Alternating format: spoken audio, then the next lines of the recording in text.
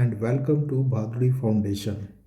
Today we will study class 12th NCERT Macroeconomics chapter 5 Government Budget and the Economy. An economy in which there is both private sector and government sector is known as mixed economy. जिस भी country में private sector और government sector एक साथ को exist करते हैं उसे मिक्स्ड इकोनॉमी बोलते हैं।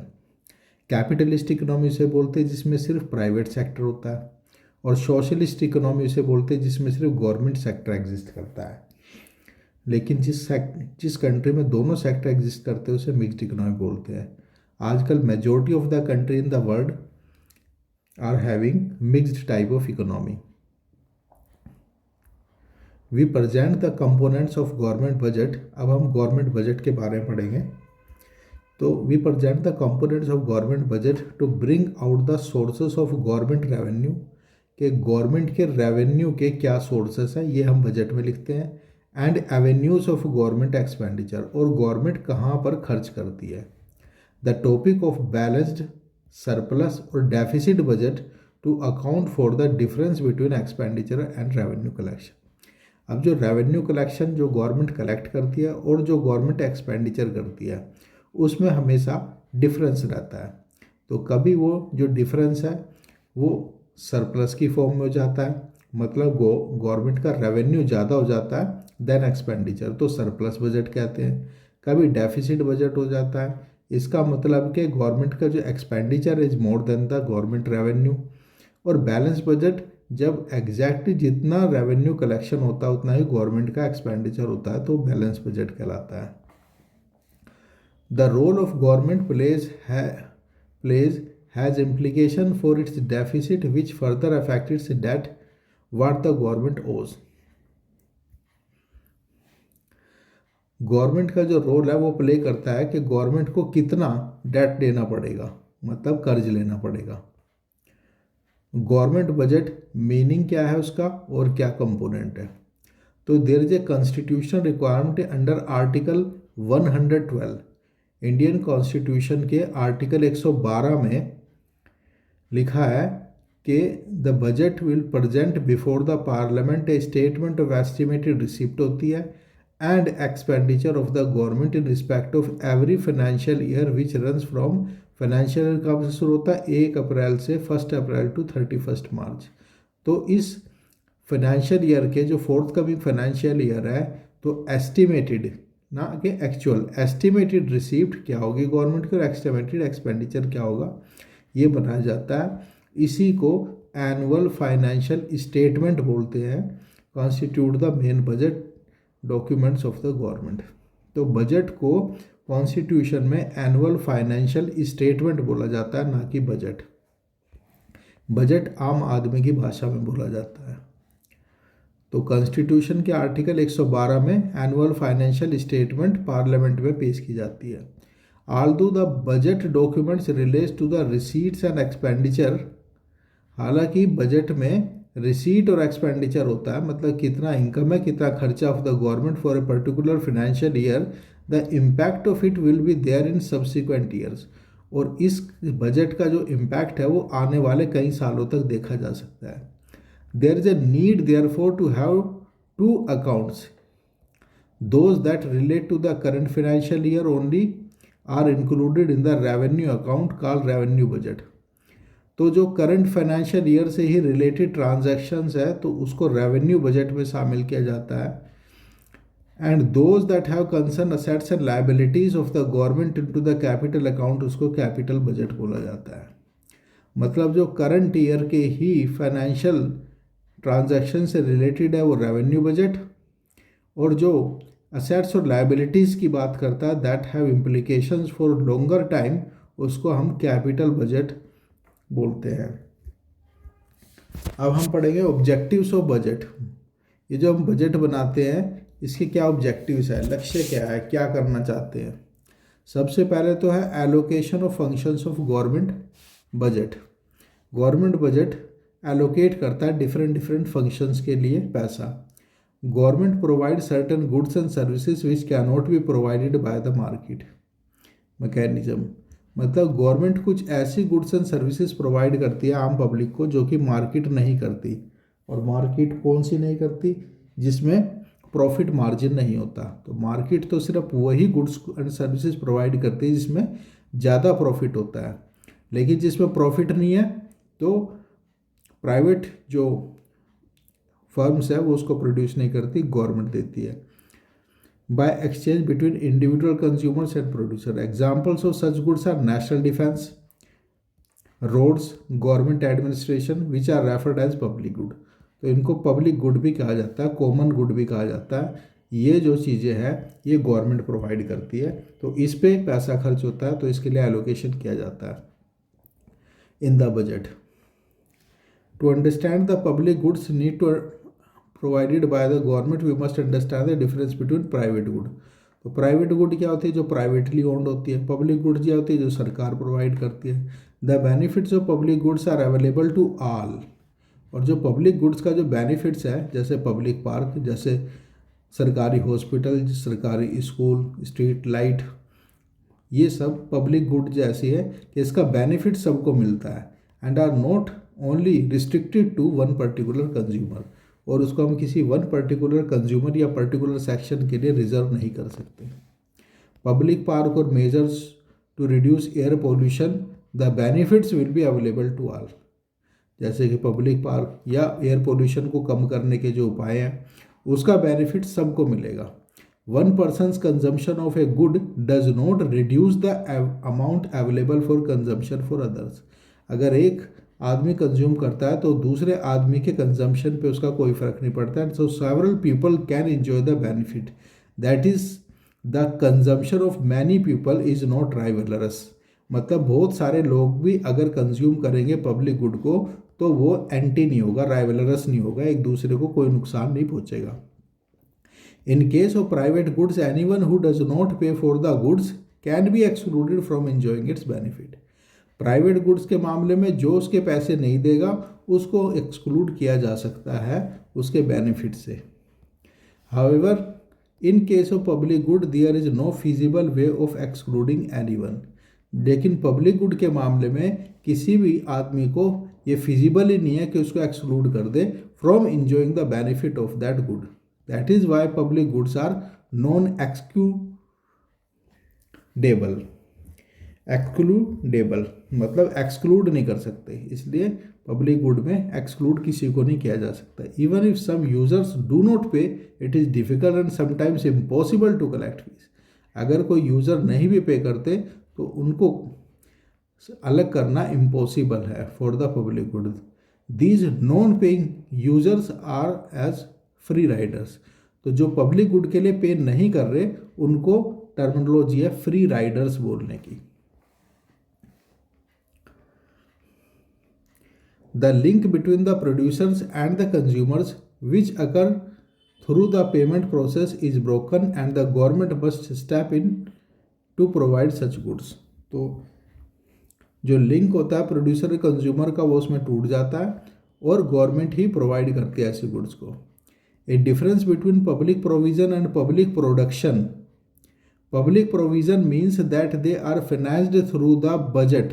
पब्लिक प्रोविजन का मतलब होता है कि वो फाइनेंस की गई है बजट से and can be provided without any direct payment. Public good may be produced by the government और the private sector. When goods are produced directly by the government it is called public production या public good. जब government directly produce करती है किसी good को तो उसे public good बोला जाता है। और पब्लिक प्रोविजन का मतलब when this good is financed by the budget, specially budget से फाइनेंस होती है।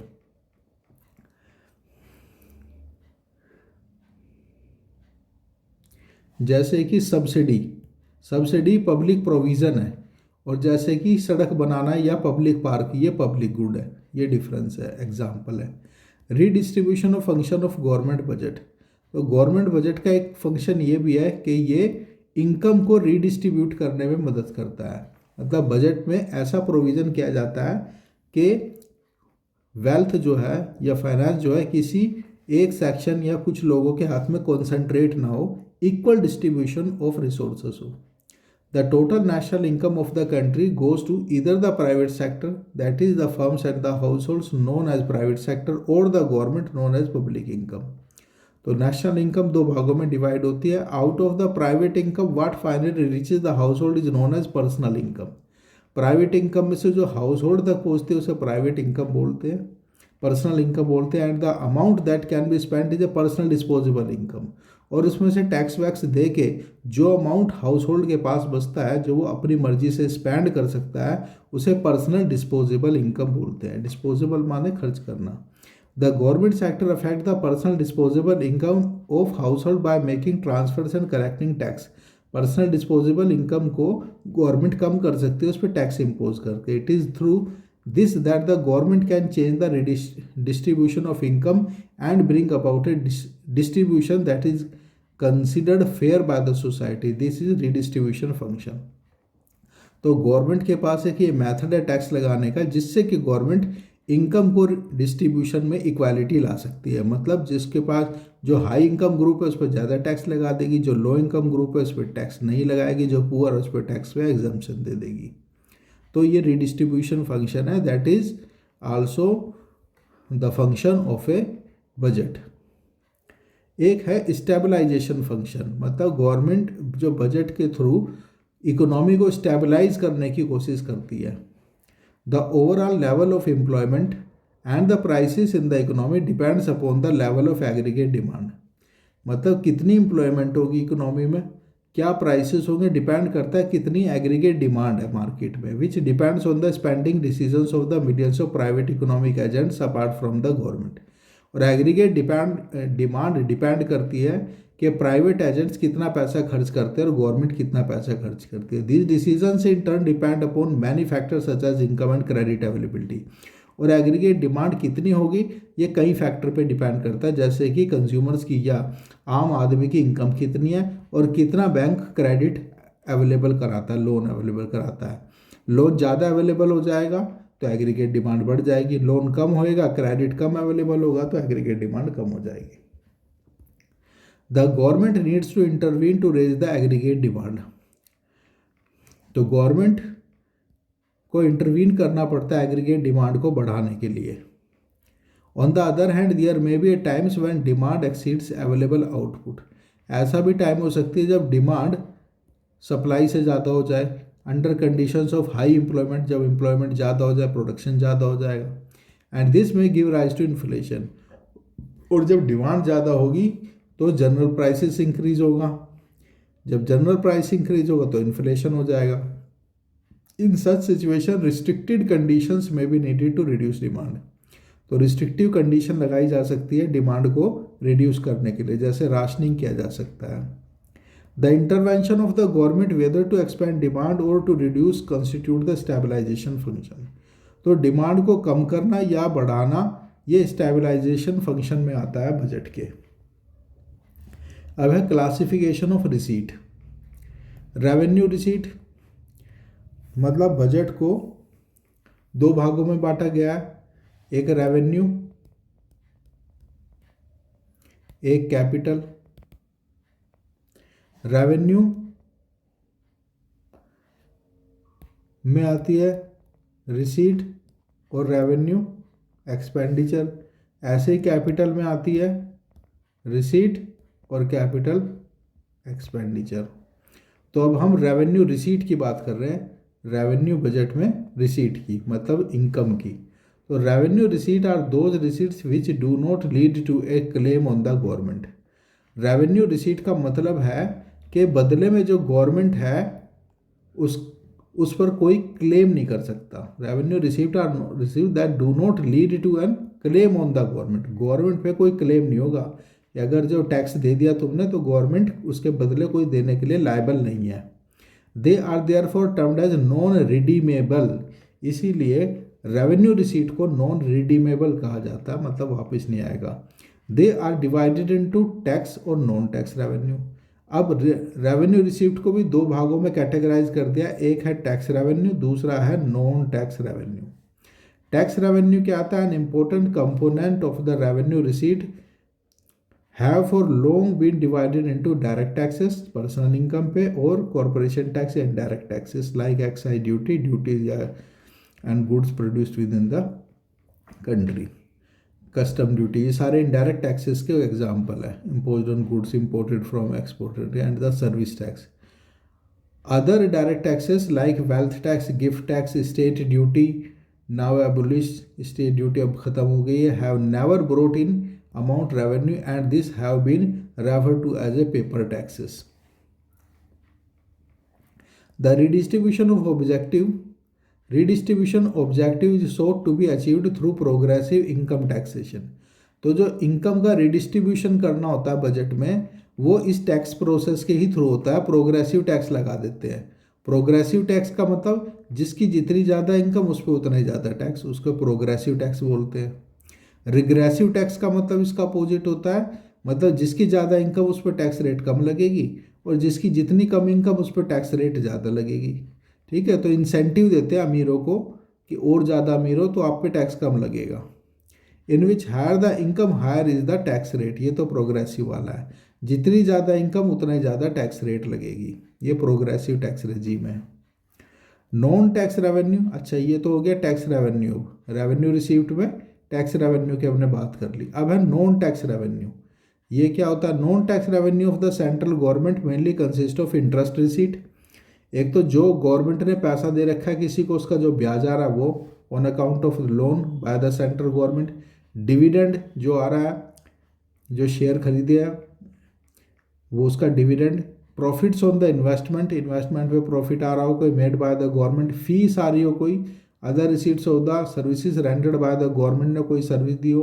Cash grants in aid from the foreign country से कोई कैश ग्रांट आ रही हो। International organisations are also included. तो ये नॉन टैक्स रेवेन्यू गवर्नमेंट के। इसमें वो चलान वगैरह भी आती है, जो ट्रैफिक पुलिस चलान करती है या जो फीस वगैरह लगती है, वो सारा नॉन टैक्स रेवेन्यू है। The estimate of revenue receipt take into account the effects of tax proposals made in the finance bill. तो फाइनेंस बिल, बजट में एक फाइनेंस बिल होता है, तो उसमें टैक्स प्रपोजल लिखा जाता है कि कितने कितने गवर्नमेंट टैक्स लगाएगी रेवेन्यू रिसीट को कलेक्ट करने के लिए। अब हम बात करेंगे, ये तो रेवेन्यू रिसीट हो गई, रेवेन्यू एक्सपेंडिचर बाद में आएगा, अभी सिर्फ रिसीट की बात कर रहे हैं। अब करेंगे कैपिटल रिसीट की बात कि कैपिटल रिसीट क्या होता है। इसमें तो रेवेन्यू रिसीट में तो जो ले लिया गवर्नमेंट ने ले लिया, कुछ देने की ज़रूरत नहीं है।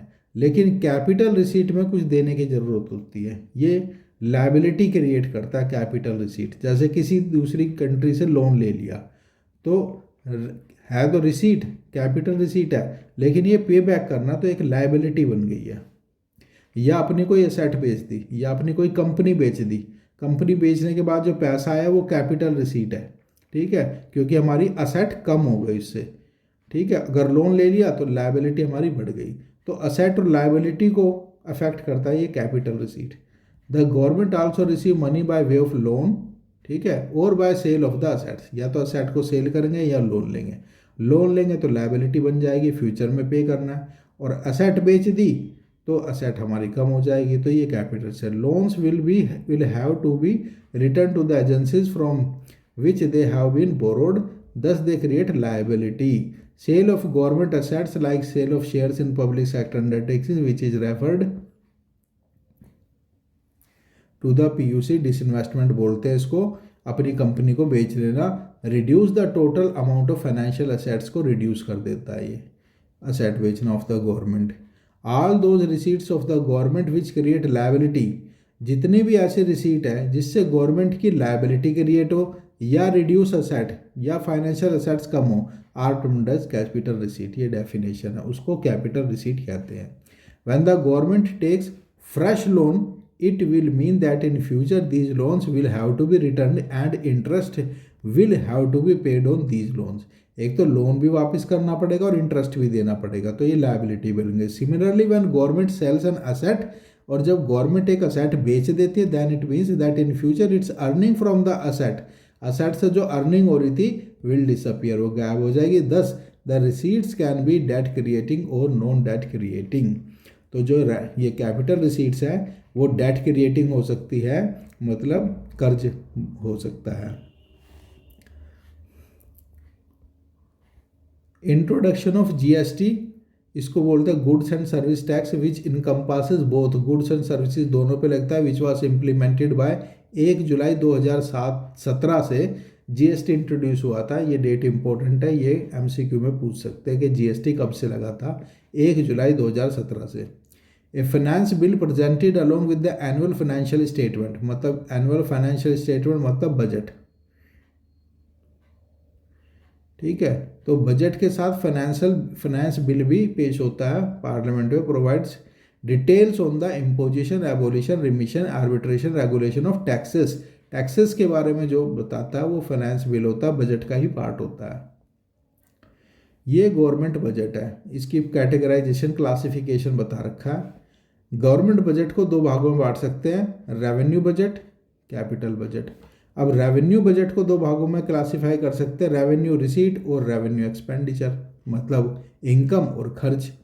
अब रेवेन्यू जो रिसीट है वो दो प्रकार की होती है, टैक्स रिसीट और non tax receipt, non tax revenue, ठीक है। टैक्स रेवेन्यू तो जो टैक्स से मिलता है, नॉन टैक्स रेवेन्यू जो चालान और फीस से मिलता है। अब आ गए हम रेवेन्यू एक्सपेंडिचर पे। रेवेन्यू एक्सपेंडिचर को दो भागों में बांट सकता है, एक प्लान रेवेन्यू एक्सपेंडिचर, एक non plan revenue expenditure. Plan revenue expenditure वो होता है जो expenditure is made as per the advice of the Niti Aayog, plan जो बनता है उस पर जो खर्च हो रहा है वो प्लान रेवेन्यू एक्सपेंडिचर है। नॉन प्लान एक्सपेंडिचर जो है, जो इकोनॉमी में वैसे ही होता है, उसका प्रोविज़न प्लान डॉक्यूमेंट में नहीं होता, वो नॉन प्लान एक्सपेंडिचर होता है। तो ये रेवेन्यू बजट हो गया। अब हम कैपिटल बजट का क्लासिफिकेशन देखते हैं। कैपिटल बजट को भी ऐसे ही बांट रखा है, कैपिटल रिसीट और कैपिटल एक्सपेंडिचर। जैसे रेवेन्यू रिसीट और रेवेन्यू एक्सपेंडिचर था, ऐसे ही कैपिटल रिसीट और कैपिटल एक्सपेंडिचर है। तो रेवेन्यू रिसीट क्या होती है? रेवेन्यू रिसीट वो नहीं, कैपिटल रिसीट वो होती है जैसे लोन ले लिया, वो पैसा लायबिलिटी क्रिएट कर गई, या कोई असेट बेच के पैसा ले लिया तो वो असेट कम हो गई। तो जो कैपिटल रिसीट है वो हमेशा या तो लायबिलिटी को क्रिएट करेगी या असेट को डिक्रीज करेगी। कैपिटल एक्सपेंडिचर क्या होता है? मतलब वो एक्सपेंडिचर जो कि एक फाइनेंशियल ईयर से कंसर्न नहीं है, लंबे टाइम तक चलता है। जब भी हम कैपिटल एक्सपेंडिचर करेंगे, जैसे हमने सड़क पुल बांध बना लिया तो हमारी असेट क्रिएट हो जाएगी, ठीक है। तो कैपिटल एक्सपेंडिचर को भी दो तरीके से क्लासिफाई किया था, प्लान कैपिटल एक्सपेंडिचर और non plan capital expenditure.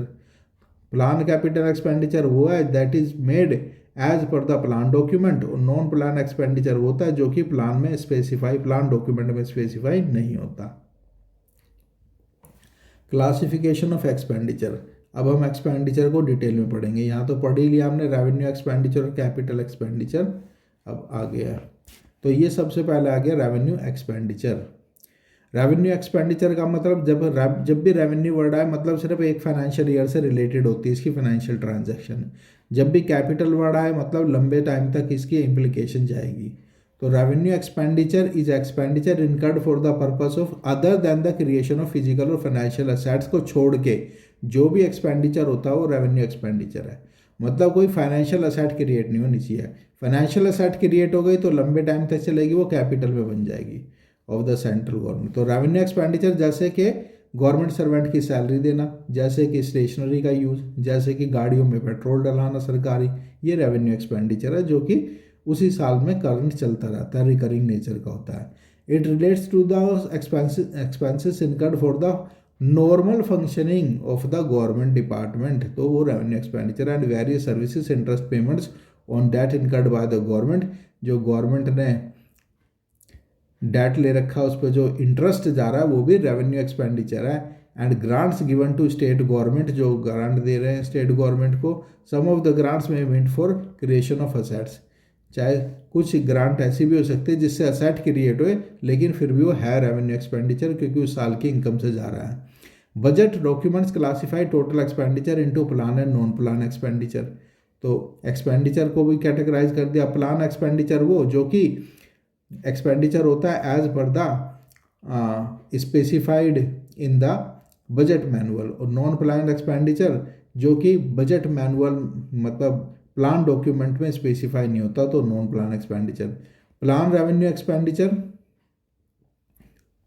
Relates to the central plans, जैसे कि 5 year plan document, central assistant for state and union territories. Non plan expenditure, the more important component of the revenue expenditure, covers the vast range of general economic and social services पे खर्च होता है government. The main item of non plan expenditure interest payment, सबसे important यही है interest payment non plan expenditure. Defence services, subsidies, salaries and pension, ये non plan expenditure है। और जो कि प्लान डॉक्यूमेंट में लिख दिया कि यहाँ पे एक स्कूल बनेगा, ये प्लान एक्सपेंडिचर होता है, क्योंकि नीति आयोग ने, पहले प्लानिंग कमीशन था, नीति आयोग ने लिख दिया प्लान डॉक्यूमेंट में 5 ईयर प्लान में कि भाई यहाँ पे 4 स्कूल बनेंगे, तो ये प्लान एक्सपेंडिचर है। और जो इंटरेस्ट पेमेंट हो रही है, जो सैलरी दे रहे हैं, पेंशन सब्सिडी दे रहे हैं, डिफेंस पे खर्च कर रहे हैं, वो सारा non plan expenditure. Interest payment और मार्केट लोन्स, अब जो मार्केट लोन दे रखा है उस पर जो इंटरेस्ट की ब्याज दिया जा रहा है, external loans and from various reserve funds constitute the single largest component of the non plan expenditure है सारा ये। Defence expenditure is committed expenditure in the sense that given the national security concern there exist little scope for drastic reduction, नहीं हो सकता इसमें। Subsidies are an important policy instrument that aim at increasing welfare बढ़ाने के लिए subsidies आती है, ये भी नॉन प्लान एक्सपेंडिचर है। Apart from providing implicit subsidies, दो under pricing of public goods and services like education और हेल्थ को जो अंडर प्राइस रख रखा है, मतलब सस्ता रख रखा है, वो भी तो एक सब्सिडी है, वो भी नॉन प्लान एक्सपेंडिचर है। The government also extend subsidies explicitly on item such as export, interest on loans, food and fertilizers पे अंडर प्राइस कर रखा है, तो ये भी एक तरह से नॉन प्लान एक्सपेंडिचर है। अब हम पढ़ेंगे कैपिटल एक्सपेंडिचर। तो रेवेन्यू एक्सपेंडिचर तो हमने पढ़ लिया, जो कि एक फाइनेंशियल ईयर से रिलेटेड होता है और उससे कोई एसेट क्रिएट नहीं होती और ना ही लायबिलिटी रिड्यूस होती है। लेकिन जो कैपिटल एक्सपेंडिचर है ये असेट्स और लायबिलिटी को अफेक्ट करता है, असेट्स और लायबिलिटी को अफेक्ट करता है। कैपिटल एक्सपेंडिचर करेंगे या तो असेट बन जाएगी और नहीं तो लायबिलिटी हमारी कम हो जाएगी। जैसे हमने लोन ले रखा 100 लाख करोड़ रुपए का, अगर हमने कैपिटल एक्सपेंडिचर करके उसको हमने 100 करोड़ को हमने 50 करोड़ दे दिया, तो इसका मतलब हमारी लायबिलिटी कम हो गई, अब सिर्फ 50 करोड़ की बची है। ठीक है, तो there are expenditures of the government which results in creation of physical and financial assets और reduction in the financial liability. या तो हमारी जिम्मेदारी कम होगी और या फाइनेंशियल असेट बनेगी, उसे कैपिटल एक्सपेंडिचर बोलते हैं। This includes expenditure on the acquisition of land, अब लैंड को हमने खरीद लिया तो असेट बन गई, बिल्डिंग खरीद ली, मशीनरी खरीद ली, इक्विपमेंट खरीद लिया, investment in shares and loans कर दिए, तो ये हमारी असेट बनती चलेगी government to state and union territory government. Public sector units and other parties capital expenditure is also categorise as plan, इसको भी हम प्लान और नॉन प्लान एक्सपेंडिचर में कैटेगराइज कर सकते हैं कैपिटल एक्सपेंडिचर को। तो बजट डॉक्यूमेंट्स प्लान एक्सपेंडिचर, तो प्लान एक्सपेंडिचर की definition like its revenue counterpart, जैसे कि रेवेन्यू एक्सपेंडिचर था प्लान वाला, relate to central plan and central assistance for state and union territory को जो प्लान के तहत, नीति आयोग के तहत, उनकी प्लानिंग के तहत जो खर्चा होता है वो plan expenditure. Non plan capital expenditure covers various social economic services provided by the government, जो सोशल और इकोनॉमिक सर्विसेज देती है, कहीं स्कूल खोल दिया, कहीं पार्क बना दिया, कहीं हॉस्पिटल बना दिया, ये सारे नॉन प्लान कैपिटल एक्सपेंडिचर हैं। अलोंग विद द बजट, अब बजट के साथ गवर्नमेंट 3 पॉलिसी डॉक्यूमेंट भी पेश करती है पार्लियामेंट में, mandated by the fiscal responsible budget management act 2003।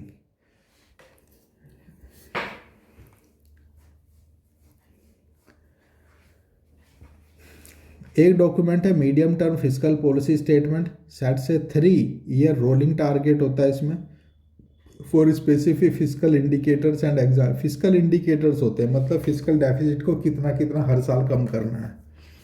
And examine से whether revenue expenditure can be finance through revenue receipt, और ये देखा जाता है कि जितना भी रेवेन्यू खर्चा है वो क्या हम रेवेन्यू जो इनकम कमा रहे हैं उससे पूरा हो सकता है ऑन ए सस्टेनेबल बेसिस, मतलब हर साल।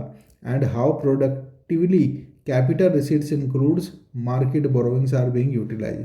Fiscal policy strategy statement sets the priorities of the government in the fiscal areas, examining current policies and justifying the deviations in important fiscal measures.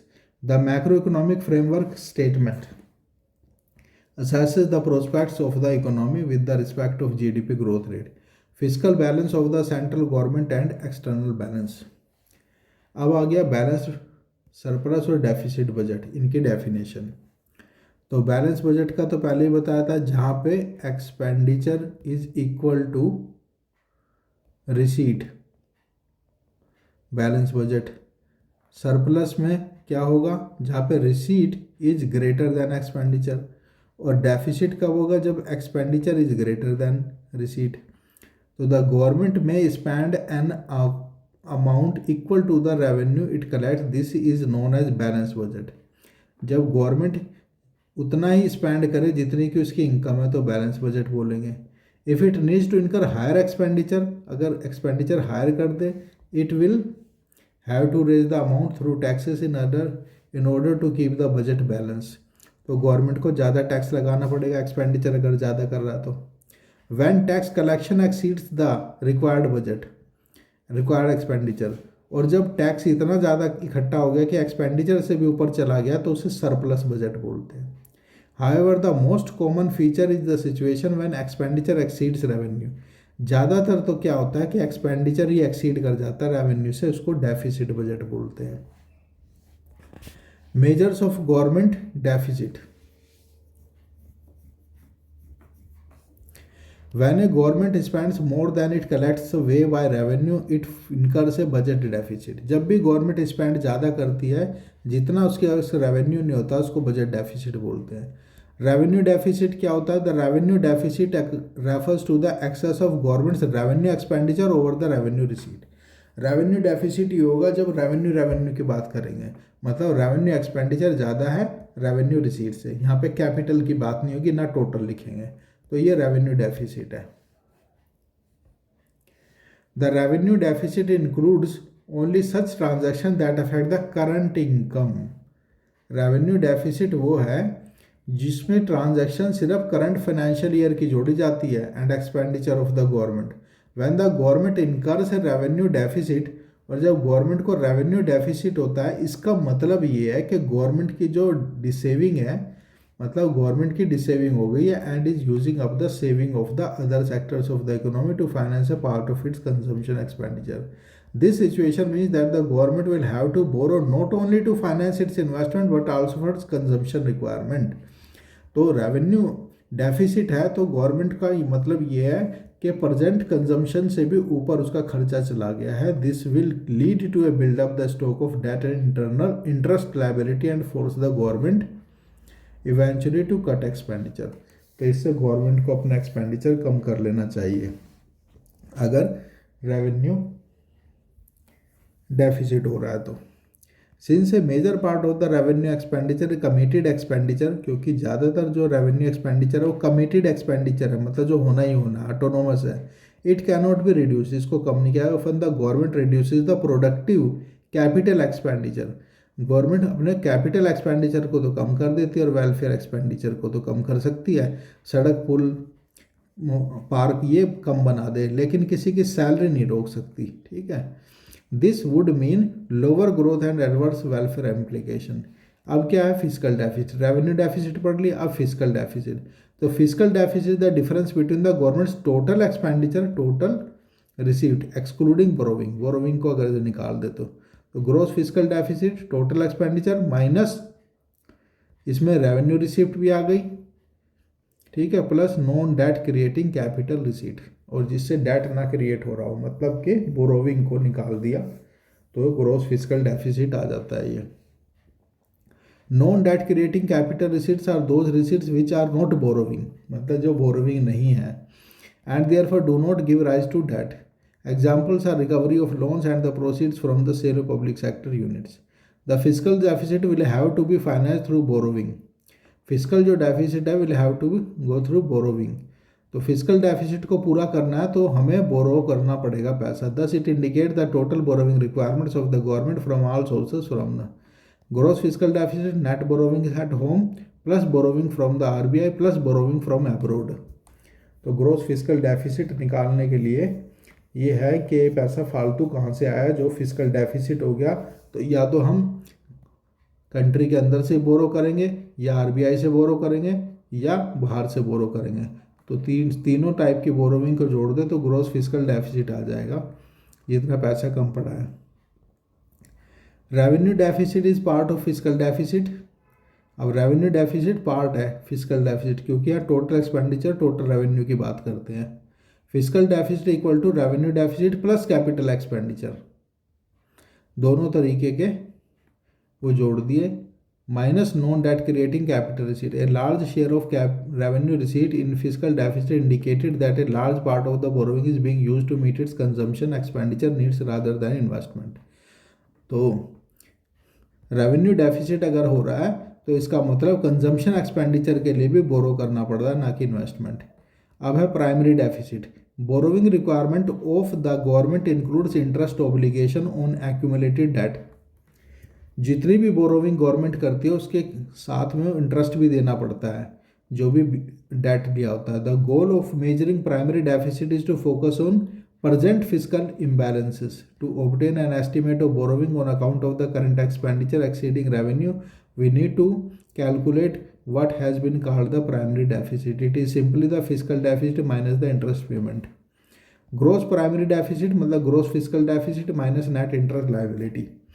Net interest liability consists of interest payment minus interest receipt of the government net domestic lending.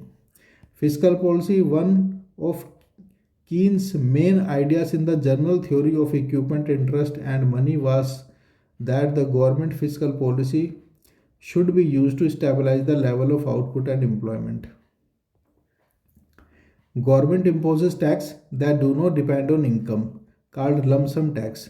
Government जो tax लगाती है अगर वो income पे depend नहीं करता तो उसे लंप सम टैक्स की डेफिनेशन बोलते हैं, लंप सम टैक्स बोलते हैं उसे।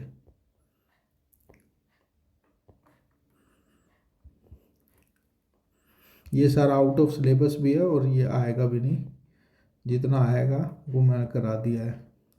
एमसीक्यू भी और सब्जेक्टिव क्वेश्चन भी इसी से बनेंगे। This deliberate action to stabilise the economy is often referred as discretionary physical deficit. Discretionary action जो होते हैं गवर्नमेंट के इकोनॉमी को डिस्क्रिशनरी फिजिकल पॉलिसी बोलते हैं, to distinguish it from the inherent automatic stabilisation property of the physical system. Debt क्या होता है? कर्ज। Government deficit must be financed by either taxation. अब गवर्नमेंट का जो डेफिसिट हो गया, डेफिसिट का मतलब एक्सपेंडिचर जो है वो ज़्यादा हो गया देन इनकम, ठीक है।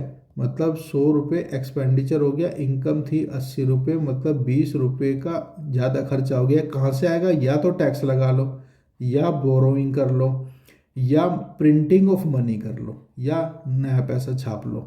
तो government have mostly relied on borrowing giving rise to what is called government debt. तो गवर्नमेंट जब बोरो करती है तो ये गवर्नमेंट के लिए कर्ज हो जाता है। The concept of deficits and debt are closely related. Deficits can be through as a flow which add to the stock of debt. तो डेफिसिट क्या करता है? डेट ले जाता है, कर्ज बढ़ा देता है। If the government continues to borrow year after year, it leads to the accumulation of the debt and government has to pay more and more by way of interest. अगर गवर्नमेंट हर साल कर्ज लेती रहेगी तो इंटरेस्ट देना पड़ेगा बहुत सारा। दिस इंटरेस्ट पेमेंट दिन से कंट्रीब्यूट टू द डेट, और ये इंटरेस्ट पेमेंट भी कर्ज बन जाता है। By borrowing the government transfer the burden of reduced consumption on future generation. अगर गवर्नमेंट ज़्यादा पैसा उधार लेती है तो सारा जो बर्डन होता है वो फ्यूचर जनरेशन पे चला जाता है, क्योंकि ये पे बैक तो फ्यूचर जनरेशन को करना पड़ेगा जो गवर्नमेंट ने ली है present. This is because it borrows bye issuing bond. तो ये बोरो कैसे करते हैं? बॉन्ड इशू कर देती है टू द पब्लिक, पब्लिक को living at present but may decide to pay off the bonds some 20 years later by raising the taxes. These may be levied on the young population that has just entered the workforce. Those disposable income will go down and hence consumption. तो उनकी disposable income भी कम हो जाती है, consumption भी कम हो जाता है, क्योंकि उनके ऊपर कर्ज का बोझ होता है। डेफिसिट रिडक्शन क्या होता है? Government deficit can be reduced by an increase in the tax. तो गवर्नमेंट के डेफिसिट को कम किया जा सकता है टैक्स को बढ़ा के, रिडक्शन इन एक्सपेंडिचर, या गवर्नमेंट अपना खर्चा ही कम कर ले, डेफिसिट कम हो जाएगा। In India the government has been trying to increase tax revenue. with greater reliance on the direct tax. Indirect tax regressive in nature, they impact all income groups equally. तो उससे tax से income group affect होता है सारे equally. So we have completed this chapter. Subscribe our YouTube channel. You will get there all educational update.